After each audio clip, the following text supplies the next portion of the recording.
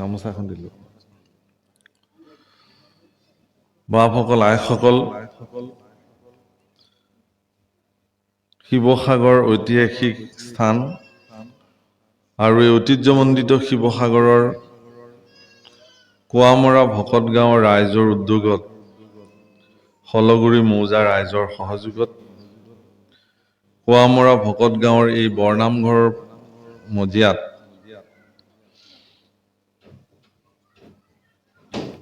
চাৰিদিনীয়া বৰ্ণাঢ্য কাৰ্যক্ৰমণিকাৰে শ্ৰীমদ ভাগৱত শাস্ত্ৰৰ পাঠ আৰু ব্যাখ্যা অনুষ্ঠানৰ আজি দ্বিতীয় দিন। আৰু আজিৰ এই দ্বিতীয় দিনত আমাৰ নিচিনা এগৰাকী মূঢ়মতীক আপোনাসৱে ভাগৱত ব্যাখ্যাৰ কাৰণে আমন্ত্ৰণ কৰি আমাক কৃতাৰ্থ কৰিলে। জয় জয়তে আপোনাসৱৰ নিচিনা সজ্জনসকলক চৰণ দৰ্শন কৰিব পাই নিজকে ধন্য মানিছোঁ আৰু সমস্তৰে শ্ৰীচৰণত পুনঃ পুনঃ সেৱা নিবেদন কৰিছোঁ। আৰু আপোনাসৱে আগবঢ়োৱা দায়িত্বভাগ যথোচিত পালন কৰিবৰ নিমিত্তে আগবঢ়া হৈছে। হ'ব পৰা সকলো দোষাদোষ নিজ গুণে আপোনাসৱে মৰীক্ষণ কৰিব বুলি পুনঃ সেৱা নিবেদন কৰিলোঁ। প্ৰভুসকল, মহাপুৰুষ শ্ৰীমন্ত শংকৰদেৱ গুৰুজনা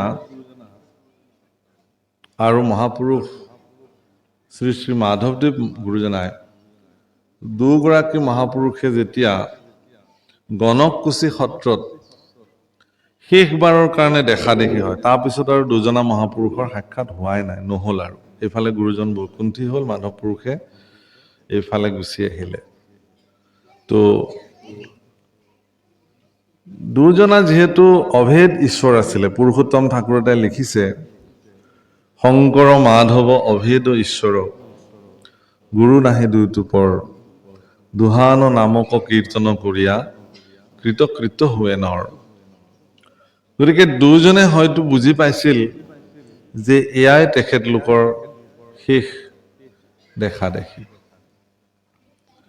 প্ৰভুসকল, বিশ্বত এক বিৰল খ্যাতি মহাপুৰুষ মাধৱদেৱে দেখুৱালে যে যিদিন ধৰি মহাপুৰুষ শ্ৰীমন্ত শংকৰদেৱ গুৰুজনাক গুৰু হিচাপে মান্যতা কৰি তাৰাৰ দুখানি অভয় চৰণত শৰণ গ্ৰহণ কৰিলে, সিদিন ধৰি মহাপুৰুষ মাধৱদেৱে জীৱনৰ সৰ্বোচ্চ পৰিত্যাগ কৰি মহাপুৰুষ শংকৰদেৱ গুৰুজনাৰ চৰণৰ সেৱাতে জীৱনৰ সৰ্বোচ্চ কাল তেওঁ অতিবাহিত কৰিলে। এনেকি জোৰণৰ কন্যাও তেওঁ এৰি থৈ চিৰ কৌমাৰ্য ব্ৰত ধাৰণ কৰিলে। দুজনা অভেদ, এই কথা সকলোৱে আমি জানো। আৰু সেইকাৰণে চাগে মহাপুৰুষ মাধৱদেৱে গুৰুজনাক এটি প্ৰশ্ন কৰিছিলে যে, হে কৃপাল গুৰু, তুমি থাকোঁতেই জগতৰ মানুহক ভাগৱতৰ আধাৰত যি বিশুদ্ধ হৰিনাম ধৰ্ম, তাক প্ৰৱৰ্তন কৰোৱাটো বহু ক্ষেত্ৰত কঠিনৰ পৰা কঠিন পৰ্যায় সৃষ্টি হয়। তুমি যিহেতু সাক্ষাৎ ঈশ্বৰ হোৱাৰ পিছতো নৰলীলালৈ গুৰু অৱতাৰে জগতলৈ আহিলা, গতিকে তুমি এই জগত এৰি যোৱাৰ পিছত এই দায়িত্ব কোনে গ্ৰহণ কৰিব? লোকে কাৰ কথা শুনি ঈশ্বৰ ভক্তিত নিমজ্জন হ'ব? এই কথা শুনাৰ পিছত কৃপালু গুৰু শ্ৰীমন্ত শংকৰদেৱ গুৰুজনাই মাধৱ পুৰুষক ক'লে যে, বহাপু, মই নাযাওঁ, মই থাকিম। তো ক'ত থকা হ'ব? শুনিও মাধৱ মূৰ থাকিবা ৰথান, দশম কীৰ্তন মূৰ মূৰ্তিৰে সমান। মই দশম আৰু কীৰ্তনতেই থাকিম। মাধৱ পুৰুষে বোলে বৰ উত্তম। মই আকৌ ভয়ে খাইছিলোঁ বিষয়টো। তুমি সাক্ষাৎ চৈতন্যৰূপে তোমাৰ বাংময় মূৰ্তিস্বৰূপ কীৰ্তন আৰু দশমতে তুমি থাকিবা বোলে, অকল ময়ে নহয় নহয়, তুমিও থাকিব লাগিব। ঘোষা নামে শাস্ত্ৰখানি তুমিও ৰচিবা, ৰত্নাৱলী ঘোষা মধ্যে তুমিও থাকিবা। গতিকে আজি ইয়াতে যি দশম ব্যক্ত হৈছে, এই দশম শাস্ত্ৰ মহাপুৰুষ শংকৰদেৱ গুৰুজনাৰ সাক্ষাৎ বাংময় মূৰ্তি তেওঁ ইয়াত বিদ্যমান হৈ আছে।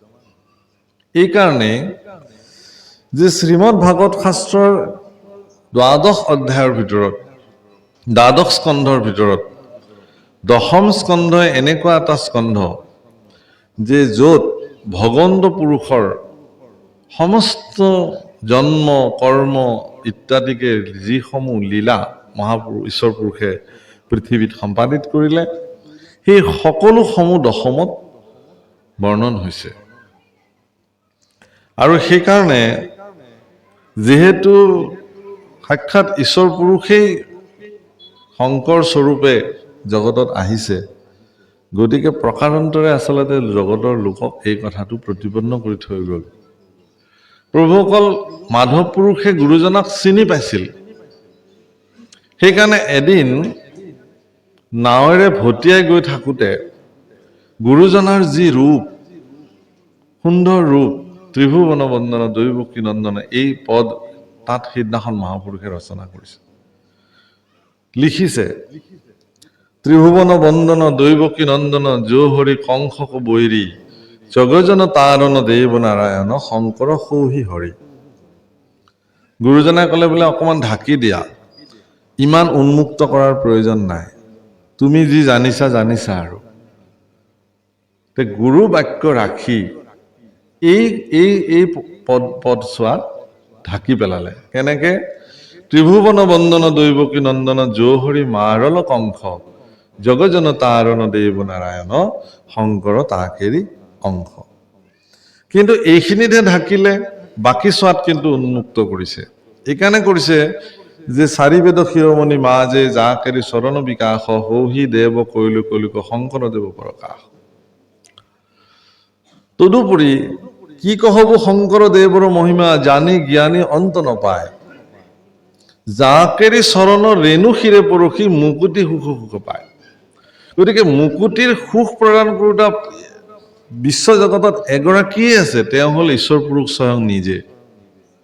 কাৰণ প্ৰভুসকল আপোনাক সবে জানে যে ঈশ্বৰ পুৰুষক আমি এইকাৰণেই সৰ্বজ্ঞ ঈশ্বৰ বা সৰ্বশক্তিমান বুলি কওঁ যে অন্যান্য দেৱতাসকলৰ হাতত নথকা কেইটামান বিশেষ ক্ষমতা ঈশ্বৰ পুৰুষৰ হাতত আছে।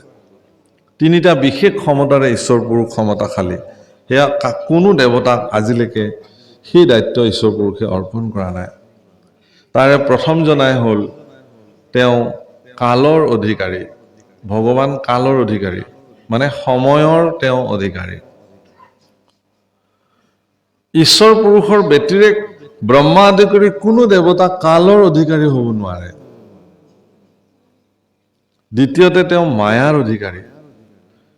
ব্ৰহ্মা আদি কৰি জীৱ যত মায়া সজ্জা মাজে আশ্ৰয় ঘুমতি যায়, সকলোবিলাক মায়াৰ অধীনত আছে।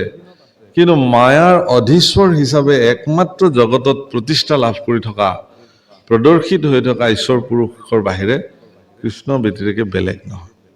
আৰু ৩ নম্বৰটো হ'ল তেওঁ মোক্ষৰ অধিকাৰী।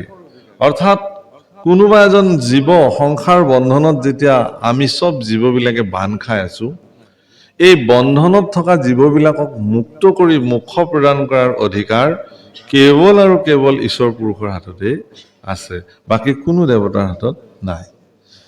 এতেকেহে কৃষ্ণ ভজন্য।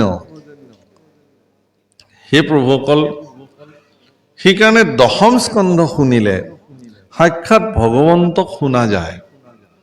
দশম স্কন্ধ শুনিবৰ কাৰণে পৰম ভাগ্যৰ প্ৰয়োজন, পৰম কৃপা হ'ব লাগিব ঈশ্বৰৰ, তেতিয়াহে কোনোবাই দশম স্কন্ধ শ্ৰৱণ কৰিব পাৰে।